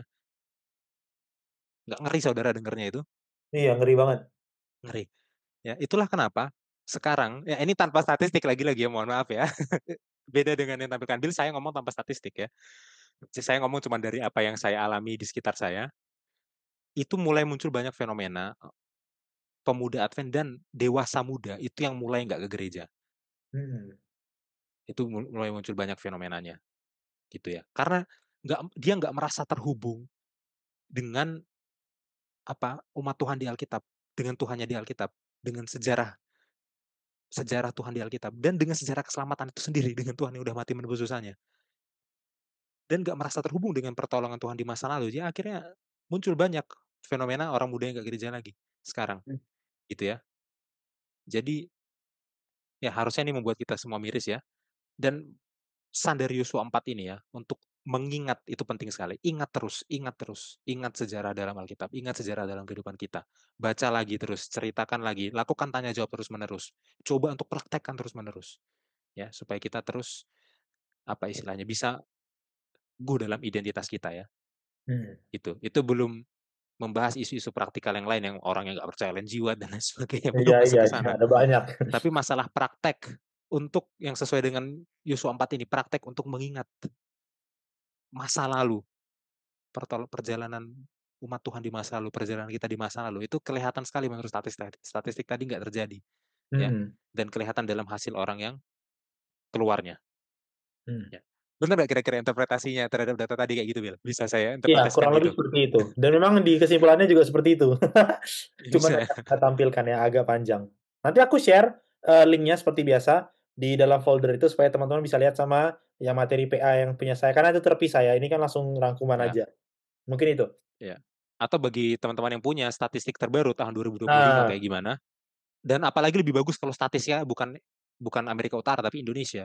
iya benar-benar. Benar. Silahkan share di kolom komentar ya. Kalau ada.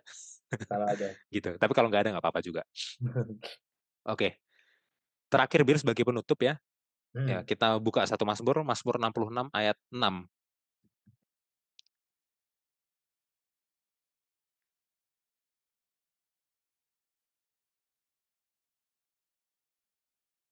Oh, 66 ayat 6. nggak Ya. ketekan Bu, namanya. bukan 666 ya ini ya. Ya. Oke. 66 ayat 6. Ya, Ia tolong membuat dibacakan laut Bill. menjadi tanah kering dan orang-orang itu berjalan kaki menyeberangi sungai. Oleh sebab itu, kita bersuka cita karena dia. Ya. Eh kita nggak akan mengeksegesis Mazmur ini dengan sangat detail karena keterbatasan waktu. Meskipun sebenarnya kalau kita bisa eksegesis itu jauh lebih baik ya. Ya, tapi kita rangkum aja. Intinya Mazmur 66 itu adalah Mazmur sejarah. Hmm. Mazmur sejarah itu adalah sejarahnya bangsa Israel diceritakan dalam bentuk lagu. Ya gitu ya. Jadi tanpa perlu membaca Keluaran, tanpa perlu membaca Yosua, cukup nyanyikan lagu ini, kamu dapat rangkuman sejarahnya. Hmm. Oke? Dan di situ dikatakan, ianya di sini Tuhan ya. Tuhan mengubah laut menjadi tanah kering dan orang-orang itu berjalan kaki menyeberangi sungai. Perhatikan, anak kalimat pertama ngomongin laut, Hmm. anak kalimat kedua ngomongin sungai. Hmm. Berarti ini berbicara tentang dua peristiwa yang berbeda. Hmm. Mengubah laut menjadi tanah kering itu adalah peristiwa di Keluaran, ya, membelah laut Teberau. Berjalan kaki menyeberangi sungai itu peristiwa di kitab Yosua, membelah sungai Yordan. Tapi disatukan dalam satu lagu karena itu adalah peristiwa yang kira-kira sama, membelah air gitu kan. Maksudnya apa? Si pemazmur mau mengingat Tuhan yang membelah air. Entah itu air laut di masanya Musa atau air sungai di masanya Yosua, si pemazmur mau mengingat itu dalam lagunya, ya. Dan si pemazmur mengajak supaya orang Israel bersukacita. Setiap kamu ingat dulu Tuhan sudah membelah laut, dulu Tuhan sudah membelah sungai, bersukacitalah. Itu poinnya, ya. Oke, sekarang lanjut Bil, ayat 16 sampai 19.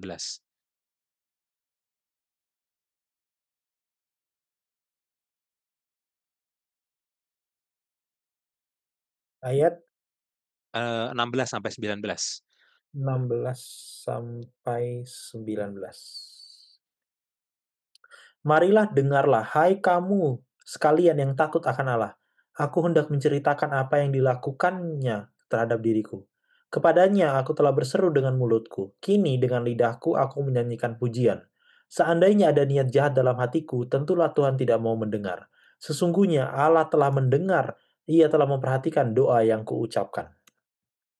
Iya, perhatikan ya. Sekarang di ayat 16 sampai 19, pemazmur malah ngomongin kehidupan pribadinya, ya. Hmm, Aku hendak menceritakan apa yang dilakukannya terhadap diriku pribadi. Di ayat sebelumnya ngomongin sejarah, Laut Teberau, Sungai Yordan. Di ayat 16 sudah ngomongin kehidupan pribadinya. Maksudnya apa? Dia yakin kehidupan pribadinya itu ada penyertaan Tuhan. Karena peristiwa sejarah di masa lalu. Itu poinnya. Oh iya, karena Tuhan dulu sudah membelah Laut Teberau, dulu sudah membelah Sungai Yordan. Maka aku yakin Tuhan yang sama juga pasti akan menolong hidupku sekarang. Membelah Laut Teberau dan Sungai Yordan aja bisa, masa hidupku sekarang gak dia tuntun? Gitu kan? Itu. Dan itu yang harus kita lakukan sekarang juga. Mengingat sejarah Tuhan di masa lalu, itu artinya apa? Yakin kalau sejarah kita juga dia akan tuntun. Sejarah hidup pribadi kita juga. Ya, itu yang dilakukan oleh si pemazmur. Ya. Dan satu pelajaran lagi yang baik adalah bagaimana cara kita menggunakan lagu dalam kehidupan kita. Ya kan? Tadi di bagian sebelumnya kita sudah bahas bagaimana sih cara mengingat eh, sejarah apa yang Tuhan sudah lakukan di masa lalu. Oh, pertama tanya jawab orang tua dan anak. hmm, Betul, satu. Oh, kedua lewat upacara, ritual. Contohnya apa? Ritual perjamuan kudus. hmm, Itu kan upacara ya. Dari upacara itu melihat rotinya, melihat anggurnya, mendengar ayat dibacakan waktu upacara itu, oh kita ingat peristiwa sejarah di masa lalu. hmm, Tapi ada yang lain, saudara. Bukan cuma tanya jawab orang tua anak, bukan cuma ritual. Lagu itu adalah satu sarana untuk mengingat sejarah Tuhan di masa lalu. Saudara bayangkan ya, orang yang baca Mazmur 66 tanpa perlu dia baca Keluaran, tanpa perlu dia baca Yosua, dia tahu sejarahnya gimana. Meskipun ya memang nggak detail, hanya rangkuman ya, karena nggak mungkin lagu itu detail sejarahnya. Lagu itu harus merangkum. Dan itu yang harus kita lakukan dalam lagu rohani kita. Lagu rohani kita itu harus membawa ingatan kita pada sejarah penyertaan Tuhan di masa lalu. Entah sejarah yang di Alkitab atau sejarah kehidupan pribadi kita. hmm. Itu cara menggunakan lagu rohani. Ya, jadi lagu rohani itu bukan hanya mau performance, saudara. Ya, mau apa istilahnya? Orang bilangnya sih pelayanan gitu ya, tapi ya nggak tahu lah. Saya nggak mau bicara banyak ke arah situ. Ya, tapi lagu rohani itu adalah media pengajaran.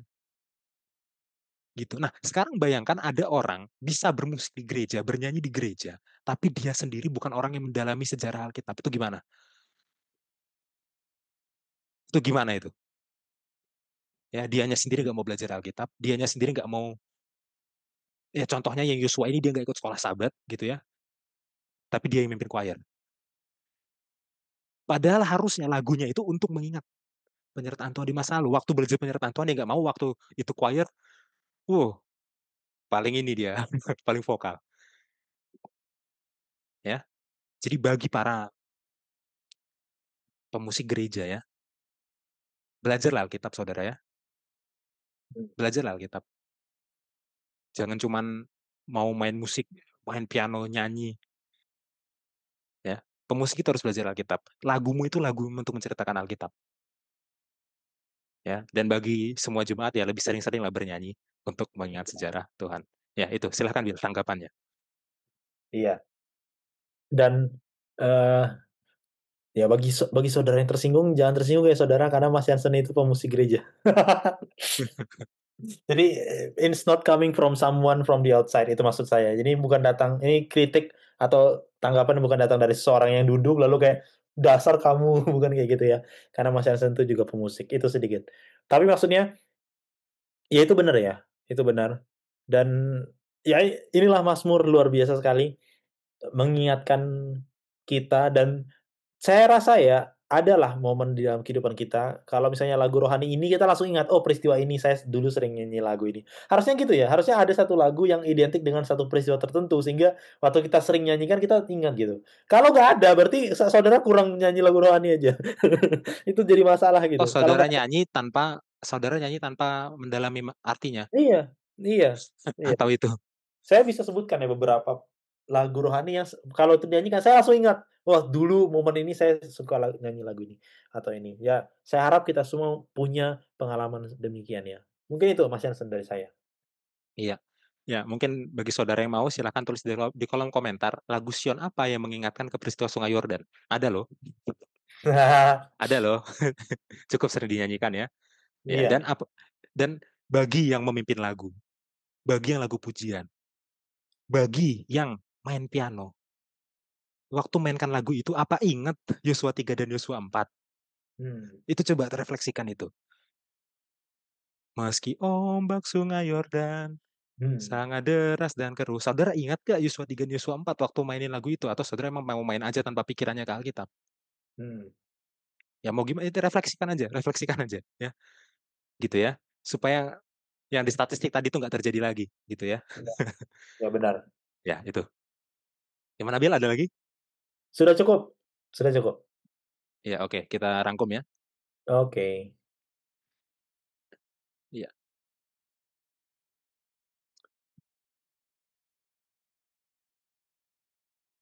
oke Yang pertama adalah Yosua 3 ya. Eh, ayat 1 sampai 5 ya.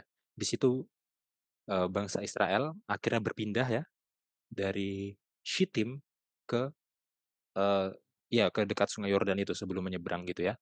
Ya, saudara bisa cek petanya. Mereka berpindah 10 kilometer itu ya ke arah barat. Lalu nanti mereka itu akan menyeberang Sungai Yordan masuk ke tanah Kanaan dengan mengikuti tabut perjanjian. Jadi mereka harus mengikuti hadirat Tuhan, bukan suka-suka mereka sendiri. Harus Tuhan yang di depan menuntun mereka masuk ke tanah perjanjian. Itu, ya. Dan yang paling penting adalah mereka harus melakukan ritual agama di sini, yaitu ritual penyucian diri, pembersihan diri. Ya seperti yang di Keluaran 19 dulu. Nah, ini yang unik ya. Jadi sebenarnya ini peristiwa militer atau peristiwa agama sih. Harusnya kan mereka perang ya, ceritanya harusnya cerita peperangan. Ini malah tiba-tiba ada ritual agama. Ya, penaklukan Kanaan itu adalah sesuatu yang religius gitu ya. Bahkan hal militer itu adalah hal yang religius. Nggak ada satu hal pun di dunia ini yang nggak religius gitu ya. Maka dalam mereka menyeberang Sungai Yordan masuk ke Kanaan, mereka itu harus mengutamakan dulu berserah kepada Tuhan, menyucikan diri di hadapan Tuhan. Tuhan yang akan berperang untuk mereka. Peristiwa militernya dan peristiwa rohani juga. Ya, ya saya jadi ingat statistik tadi ya, berapa orang yang menganggap agama penting, iya, ya. Ternyata hanya sekian persen gitu tanda katanya. Terus apa yang penting bagi kamu? Saya lebih pentingin pekerjaan daripada agama. Kerjaan itu religius sebenarnya kalau dipikir-pikir, gitu ya. Ya jadi kalau ada orang yang berpikir agama nggak terlalu penting, lebih penting pekerjaan, itu sebenarnya nggak ada pemisahan di situ. Ya waktu mmm, kamu 100% di pekerjaan itu 100% di agamamu juga gitu. Jadi agama itu harus yang hal yang paling apa ya mengikat dalam kehidupan kita gitu ya. Itu hubungannya ke statistik tadi saya jadi teringat. Oke, lanjut. mmm, Lalu di ayat 5-nya juga ini poin nomor 2 ya tapi di Yosua 3 ayat 5 itu ada pembahasan tentang kata niflaot, perbuatan-perbuatan ajaib ya. Sebelumnya di kitab Keluaran itu digunakan untuk tulah yang Tuhan berikan ke orang Mesir. Digunakan juga untuk kebaikan Tuhan secara umum ke orang Israel. Sekarang di Yosua, niflaot itu berbicara tentang pengusiran penduduk Kanaan ya. Nah, niflaot ini pada dasarnya adalah sesuatu yang nggak masuk akalnya manusia, yang hanya Tuhan yang bisa lakukan, yang memicu kekaguman manusia terhadap Tuhan. Gitu ya. Sehingga ya nama Tuhan ditinggikan, entah di atas bangsa-bangsa lain atau di atas umat Israel sendiri, karena mengagumkan yang Tuhan buat itu. Wonders gitu ya. Masih di poin nomor 2, lanjut ke ayat 14 sampai 17. Ya, akhirnya bangsa Israel menyeberang Yordan. Bagaimana cara mereka menyeberangnya? Terbelah, terbelah sungai Yordannya. Ya, seperti Laut Berau dulu, terbelah juga ya. Seperti itu. Oke, itu poin nomor 2. Poin nomor 3. Ya, sekarang masuk ke Yosua pasal 4. Di Yosua pasal 4, itu bangsa Israel membuat 2 tugu peringatan. Ini jangan sampai ketukar ya. Meskipun ya kalau ketukar juga nggak akan ada doktrin yang salah sih, tapi peristiwanya jadi salah. Ya, peristiwanya jadi salah. Ada satu tugu tugu itu yang ditaruhnya di tengah sungai di ayat 9 itu. Jadi nanti waktu airnya sudah kembali mengalir lagi, tugunya itu akan tenggelam gitu. Dan ada satu tugu yang ditaruhnya di pinggir sungai. Itu yang di ayat 19 sampai 20. Itulah yang harus dilihat nanti oleh generasi-generasi selanjutnya, dan waktu mereka melihat itu, mereka akan bertanya ke orang tuanya, "Kenapa ada tugu ini? Emang apa maknanya?" "Oh iya, Nak, ini sebenarnya peringatan kalau dulu waktu kami orang tuamu ini menyeberang Sungai Yordan, Tuhan itu belah sungainya." Gitu ya. Jadi tugu itu akan memperingatkan, dan orang tuanya harus menceritakan itu dengan metode tanya jawab. Jadi anak itu harus dirangsang rasa ingin tahunya. Dan harus diulang lagi tahun ke tahun supaya pemahamannya bertambah. Gitu ya. Gitu. Nah, ya poin nomor 3 ini tadi saya ngomong banyak sekali ya. Saya sampai bingung mau merangkumnya yang mana. Ya. Tapi intinya kita harus mengingat tentang apa yang sudah Tuhan lakukan di masa lalu. Mengingat sejarah di Perjanjian Lama, contohnya sejarah keluaran, sejarah masuk tanah Kanaan, ya. Mengingat kematian Yesus itu sangat penting. Tadi kita baca Injil Lukas, kita baca surat Korintus ya, perjamuan kudus. Itu mengingatkan kita terhadap kematian Yesus. Itu juga sangat penting ya. Tolong lebih hayati lagi perjamuan kudus ya. Itulah momen di mana kita bisa melihat tanda fisik yang berupa roti, ya, yang langsung mengingatkan kita bahwa Yesus dulu telah mati. Ya, meskipun kita tahu Yesus sudah mati, nggak setiap detik kan kita selalu ingat itu kan, ya kan? Padahal harusnya kan setiap saat kita selalu ingat, oh ya Yesus sudah mati. Manfaatkan perjamuan kudus dengan baik. Ya, itu berkat bagi kita itu. Gitu ya. Ya, itu sebenarnya ya, poinnya nomor 3. Meskipun tadi saya bicara banyak ya. Lalu poin nomor 4 ya, studi statistik yang tadi dipaparkan oleh Bill. Ya, saya tahu itu bukan pelajaran Alkitab, tapi itu mempelajari diri kita sendiri sebagai jemaat ya. Ya, ya tolong dilihat juga data-data mana yang relevan bagi kelompok diskusi saudara, gitu ya. Yang mana itu cocok banget dengan kondisi apa kelompok saudara. Nah itu tolong dievaluasi. Ya gak masalah kan kita otokritik kan. Gak Iya. masalah dong kita mengkritik diri sendiri dong. Emangnya kita udah benar terus kan? Enggak ya. Justru disitulah kita bisa memperbaiki diri kan kalau kita mengkritik diri sendiri. Ya, dan lebih bagus lagi kalau dibuat komitmen. Setelah kita tahu masalahnya apa, oh kurang di keluarga, oh kurang hadir di sekolah sahabat, datangnya pas khotbah semua. Perbaiki, bikin komitmen. Mulai sahabat depan saya mau ikut diskusi sekolah sahabat. Mulai sahabat depan saya mau berdoa dan belajar Alkitab pribadi 5 menit aja setiap hari misalkan. Wah, 5 menit tiap hari meskipun kelihatan singkat itu powerful loh saudara ya. Iya. Ya, bagi keluarga, oh mulai mulai sekarang saya mau buat tanya jawab Alkitab dengan anak saya. Lakukan komitmen yang nyata setelah tahu Hmm. masalahnya apa. Yang mana tadi ya kita nggak berani ngomong sampai ke situ ya, karena kita nggak tahu masalah di jemaat masing-masing. Tapi tolong Hmm. nanti di kelompok masing-masing buat komitmen itu, ya, gitu ya. Oke.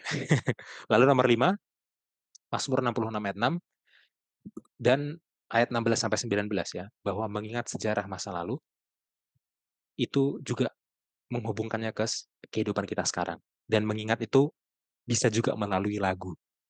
Ya, itulah betapa pentingnya lagu rohani dalam kehidupan kita. Ya, tadi ada sedikit pesan bagi pemusik, penyanyi-penyanyi gereja. Ya, ya kalau itu nggak mau disampaikan di diskusi nggak masalah juga ya, karena itu bukan poin utamanya. Ya, tapi ya tadi memang saya mau bicara itu aja. Gitu. Oke, silakan Bil, tanggapannya.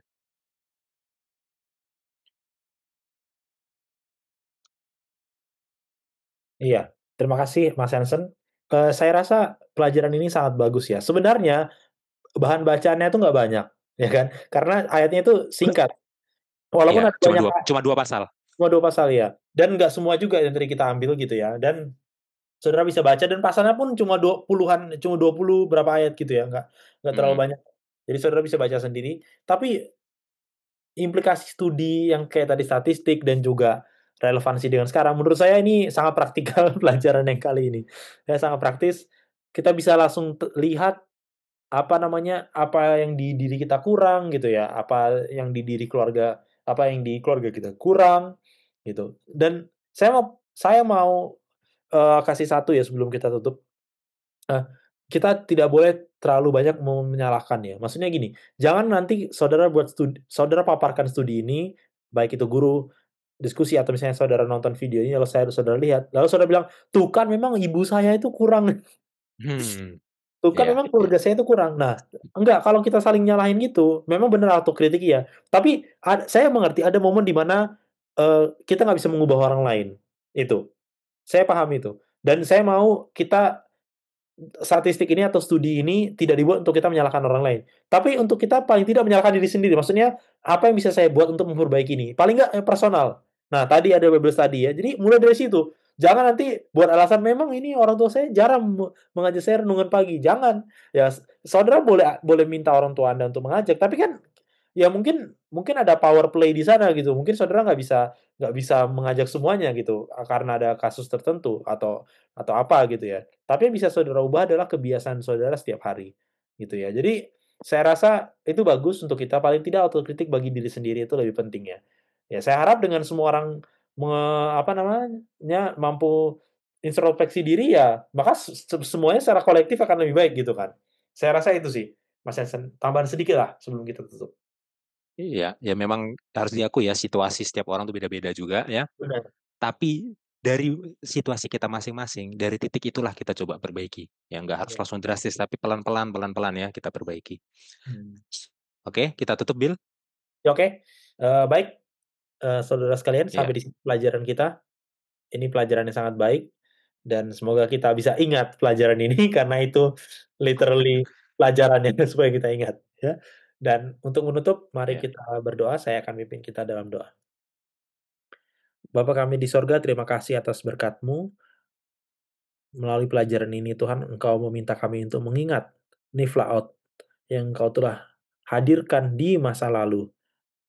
Melalui sejarah Israel, melalui kematian-Mu di kayu salib, dan pengalaman hidup kami. Bantu kami Tuhan untuk bisa mengerti firman-Mu, bisa mengingat firman-Mu, dan bisa membagikannya bagi orang lain. Hamba-Mu berdoa bagi semua pemimpin diskusi supaya boleh mengajar dengan baik dan kami yang mendengar bisa memperoleh berkat.